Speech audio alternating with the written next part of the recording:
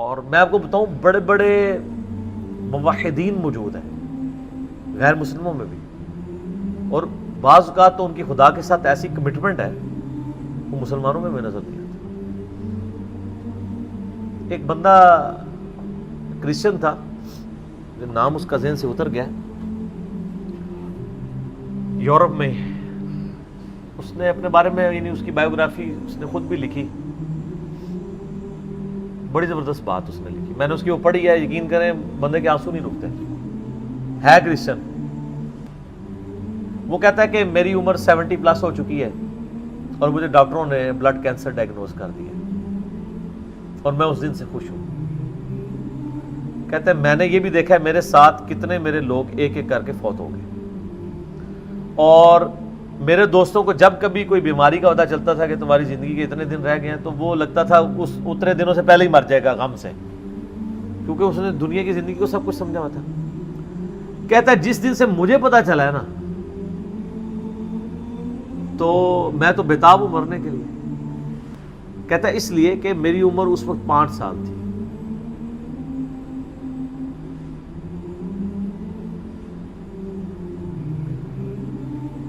جب میں نے پہلی دفعہ یہ چیز سنی تھی کہ مجھے کسی نے پیدا کیا ہے اور اس گارڈ کی ڈیمانڈ ہے کہ میں ہفتے میں ایک دن سنڈے کا دن اس کو دوں،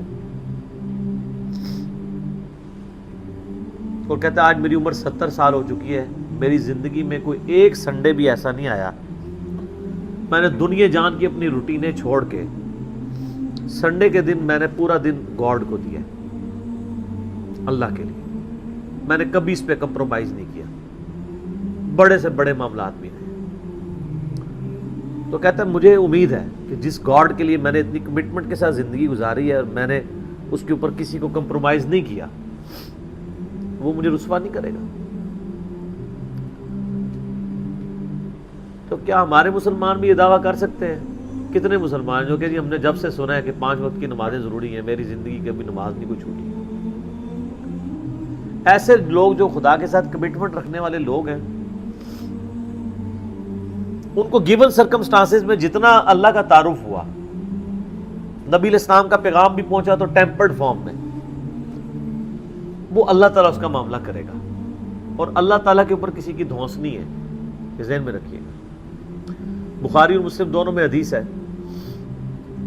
نبی علیہ السلام فرماتے ہیں اگلے زمانوں میں ایک شخص تھا جس کی موت کا وقت قریب آیا تو اس نے اپنی اولاد کو جمع کیا کہ میں تمہارا کیسا باپ تھا؟ ان کا بڑے اچھے باپ تھے۔ انہوں نے کہا اگر تم مجھے اچھا سمجھتے ہو تو میری ایک وصیت ہے، جب میں مر جاؤں میری لاش کے ٹکڑے ٹکڑے کر کے اس کو آگ لگانا اور اس کی راکھ کو ہواؤں میں اور پانیوں میں اور کھیتوں میں بکھیر دینا۔ لئن قدر اللہ علیہ، اگر اللہ تعالیٰ نے مجھ پہ قدرت پا لی تو مجھے ایسا عذاب دے گا کہ کسی کو نہیں دیا ہوگا۔ یعنی وہ سمجھتا تھا میں خدا کے لیے وہ کمٹمنٹ کی زندگی نہیں گزار سکا۔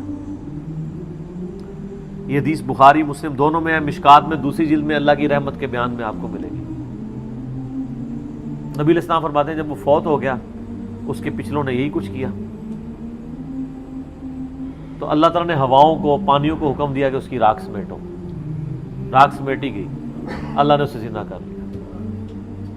اللہ نے کہا ہاں بھائی جس چیز سے بھاگ رہا تھا وہی چیز سامنے آ گئی، یہ تو نے کیوں کیا؟ اس نے کہا یا اللہ میں تجھ سے بڑا ڈرتا تھا، میں اس طرح کی زندگی نہیں گزار سکا۔ اللہ نے فرمایا تیرا یہ یقین تھا کہ تجھے کوئی پوچھے گا؟ بس اتنی بات ہے۔ کہاں یا اللہ تھا، اور میں یہ سمجھتا تھا کہ اس طرح اگر میری راکھ یعنی کہ بکھیر دی جائے گی مجھے زندہ نہیں کر پائے گا، حالانکہ یہ عقیدہ کفر ہے، لیکن یہ کفر جزوی ہے، کلی نہیں ہے۔ کلی کفر یہ ہے کہ کوئی شخص کہے کہ مردے کو اللہ زندہ نہیں کر سکتا۔ اسی لیے میں کہتا ہوں یہ مسلمانوں میں جو جزوی شرک آیا ہوا ہے نا، تھوڑا ہاتھ والا رکھا کرے۔ جب تک کوئی اللہ کو، اللہ اور محمد کو عبداللہ مان رہے نا، اگر چھوٹے موٹے اس میں شرک آئے ہوئے نا، تھوڑا سا ہاتھ والا رکھیں، آپ ہاتھ والا رکھیں، اللہ کا معاملہ اس کا معاملہ اس کو سمجھائیں ضرور، اس کا شرک جزوی ہے، کلی نہیں ہے۔ کہ یا اللہ اسی لیے تو میں نے کہا تھا لئن قدر اللہ علیہ، اگر اللہ نے میرے پہ قدرت پا لی تو میں تجھ سے ڈر گیا تھا، تو اللہ نے میں تجھے بخش دیا۔ اللہ کو تو کوئی نہیں پوچھ سکتا نا کہ کسی کو گیون سرکمسٹانسز کیا دیے تھے، ان سرکمسٹانسز کے اندر اس نے کتنا بیسٹ پرفارم کیا۔ اب مسلمانوں کو بھی ذرا دیکھنا چاہیے کہ ان کو گیون سرکمسٹانسز کیا دیے گئے ہیں۔ ہم بالکل دین کے کنارے کنارے چل رہے ہوتے ہیں منافقین کی طرح۔ کیا ہم اپنے دنیاوی معاملات میں بھی کنارے کنارے چلتے ہیں یا فرنٹ سے لیڈ کر رہے ہوتے ہیں ہر مسئلے میں بڑھ چڑھ کے؟ دین کی بات آ رہی ناری کھوتی مر جاتی ہے، یعنی گدھا مر جاتا ہے۔ پرانے زمانے میں محاورہ بولا جاتا تھا نا، فلانے دی کھوتی مر جانا یا گدھا مر جانا۔ یہ جب وہ کام کی باری ہے تو ساتھ ہی گدھا مر گیا۔ اور کوئی اور اس میں ہمارے ساتھ کوئی ہمدردی بھی نہیں کرتا۔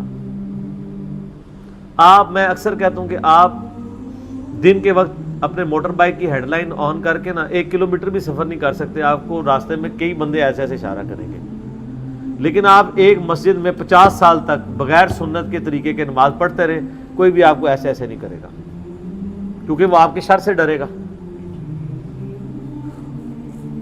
آپ بھی مجرم ہے، اور وہ اس لیے مجرم ہے کہ اس کو چاہیے کہ وہ دیکھے۔ مجھے بتائیں، آپ کے سامنے ایک نابینا شخص ہے اور وہ ایک گڑھے میں گرنے والا ہے، تو آپ چیخ نہیں مار دیں گے ایک بار؟ اور وہ نابینا بھی آپ کی چیخ کو بھول کے کہے گا شکر ہے اس نے بچا لیا۔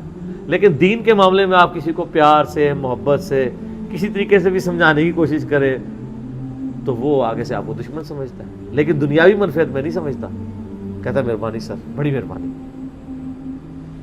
دین کے معاملے میں، اور دین کا یہ حال ہے کہ سب سے آخری پرائرٹی پہ ہے، بچہ بھی اسکول میں داخل کرانا 10 بندوں سے مشورہ ہوتا ہے، اور دین یہ ہے کہ جس آپ فرقے کی محلے کی مسجد میں پیدا ہوئے ہیں آپ کا وہی فرقہ ہے، ٹوٹل یہ آپ کی تحقیق ہے۔ میری جو پچھلے دنوں جو ویڈیو ایک چھوٹی چڑی تھی زندگی بدلنے والی گفتگو، اس میں نے یہی تو پرونا رویا ہے کہ ادھر تو پیکے والا ہی معاملہ چل رہا ہے۔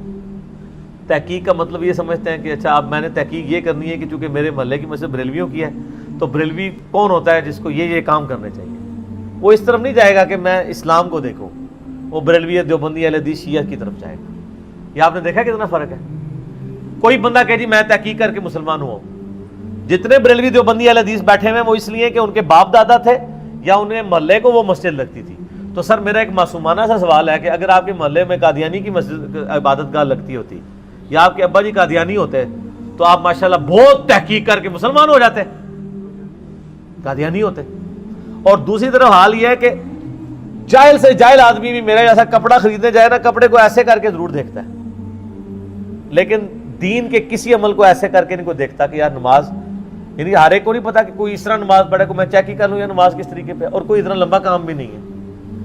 ایک مسئلے کو چیک کریں گے زیادہ زیادہ 1 یا 2 دن لگ جائیں گے، چلو 1 ہفتہ لگ جائے گا۔ سیریس لیں اللہ کو، کوشش کریں تو انشاءاللہ اللہ تعالیٰ حق تک پہنچائے گا۔ تو باقی یہ اللہ کے فیصلے۔ سر آخرت کے معاملے میں ڈرتا ہوں، یقین کریں کہ خدا بڑا بے نیاز ہے، ہمیں تو اپنی آخرت کی فکر ہے، سیدھی سی بات ہے۔ ہم تو کہتے ہیں اللہ تعالیٰ ہماری غلطیوں سے درگزر فرمائے، چاہیے کہ ہم لوگوں کے بارے میں فیصلہ کریں۔ میں تو اپنے بدترین دشمنوں کے بارے میں بھی قطعاً یہ یعنی جرأت نہ کروں کہ میں ان کی آخرت کا فیصلہ کر دوں، ناٹ ایٹ آل۔ آپ دیکھیں میں یزید کے بارے میں، میرے بارے میں میں بڑا سخت رویہ رکھتا ہوں، لیکن کبھی آپ نہیں سنیں گے کہ میں نے اس کو کہا ہو کہ وہ جہنمی ہے۔ آخرت کا فیصلہ اللہ نے کرنا ہے۔ دنیا میں ڈنگے کی چوٹ پہ جس نے غلط کیا اسے غلط کہیں گے۔ آخرت کا معاملہ جو ہے وہ چونکہ اللہ کے پاس ہے، اللہ کا فیصلہ ہے جس کے ساتھ جو معاملہ کرے۔ تو صرف جو دنیا کی جوڈیشری میں مقدمہ پیش کر کے آپ نے نہیں جیتنا، اللہ تعالیٰ نے صرف شواہد کی بنیاد پہ فیصلہ نہیں کرنا، گیون سرکمسٹانسز بھی دیکھنا ہے۔ میں اس کی چھوٹی سی مثال آپ کو دیتا ہوں، آپ بھی اس کو مانیں گے۔ مجھے بتائیں، ایک شخص خانہ کعبہ شریف سے 2 کلومیٹر کے فاصلے پہ اس کی کوٹھی ہے اور اس کا مکے میں کروڑوں کا بزنس ہے، اس کے پاس 3-4 ایئر کنڈیشن گاڑیاں ہیں، اور وہ ایئر کنڈیشن گاڑی میں بیٹھ کے ساری نمازیں آ کے حرم شریف میں پڑھتا ہے، کام جو اور کوئی نہیں۔ 1 لاکھ نماز کا ثواب یا 1000 نمازوں کا ثواب یا 10,000 نمازوں کا ثواب لے رہا ہے۔ اور ایک شخص پاکستان میں ہے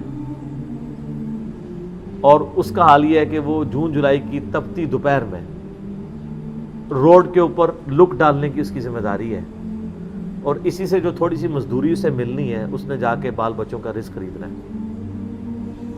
ظہر کی نماز کا ٹائم ہوتا ہے مسجد وہاں سے دور ہے، اس کے پاس سواری بھی نہیں ہے، پیدل جا نہیں سکتا کیونکہ پیچھے سے نوکری سے نکال دیا جائے گا، وہ اپنا گندا سا پرنا وہی زمین پہ ڈالتا ہے قبلہ رخ، اور قریب کسی ٹوٹی سے، کسی پانی کے نل سے یا کسی چشمے سے، اگر اسلام آباد میں نے دیکھا ہے لوگوں کو ایسے، خصوصاً پٹھانوں کو، گرین بیلٹ میں نماز پڑھ رہے ہوتے ہیں.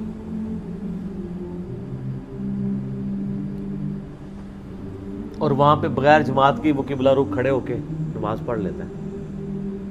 آپ یہ کہیں گے کہ اس کو 1,00,000 ضرب 27 جماعتیں 27 لاکھ نمازوں کا ثواب مل رہا ہے اور اس بیچارے کو ایک نماز کا ثواب مل رہا ہے. میتھمیٹیکلی تو آپ کی ایکویشن ٹھیک ہے، لیکن اللہ نے تو گیون سرکمسٹانسز بھی دیکھنے ہیں. یہی وجہ ہے کہ نیکیاں تولی جائیں گی، گنی نہیں جائیں گی. گننے میں آئے تو سعودیہ والا پار، اور تولنے پہ آئے تو اس کی ایک نماز اس کی 27 لاکھ نمازوں میں باری ہو جائے گی. جی سر، 1 روپے کے 1000 نوٹ پڑے ہوئے ہوں اور دوسری طرف 5000 کا ایک نوٹ پڑا ہوا ہو تو ورتھ کس کی زیادہ ہے؟ ایک نوٹ کی. یہ 1000 اس کا مقابلہ نہیں کر رہے. کیوں؟ اس کی ورتھ زیادہ ہے. اللہ نے سرکمسٹانسز میں دیکھنا ہے.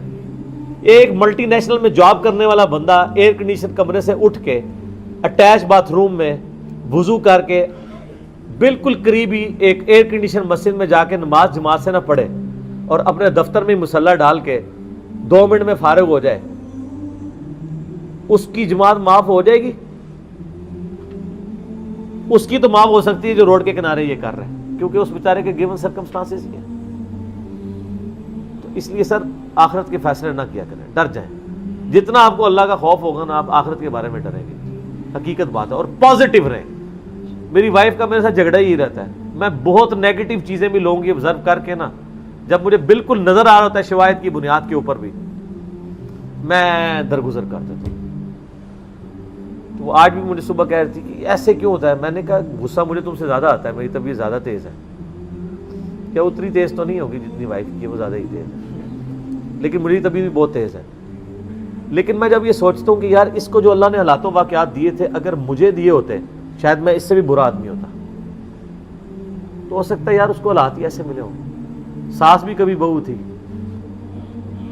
ایک بہو اپنی ساس کے بارے میں اس وقت بات کر سکتی ہے جب وہ ساس بن کے اچھا پرفارم کرے اور پھر اپنی بایوگرافی لکھے کہ ہاں جی میری ساس تو یہ تھی اور میں یہ آئیڈیل ساس ثابت ہوئی ہوں. اللہ کے فضل سے میں نے تو آج تک کوئی ایسی ساس نہیں دنیا میں دیکھی.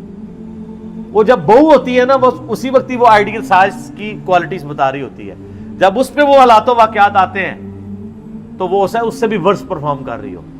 اور یہ دیکھا ہے، اسی کو کہا جاتا ہے نا خدا گنجے کو ناخن نہ دے. تو شکر کریں کہ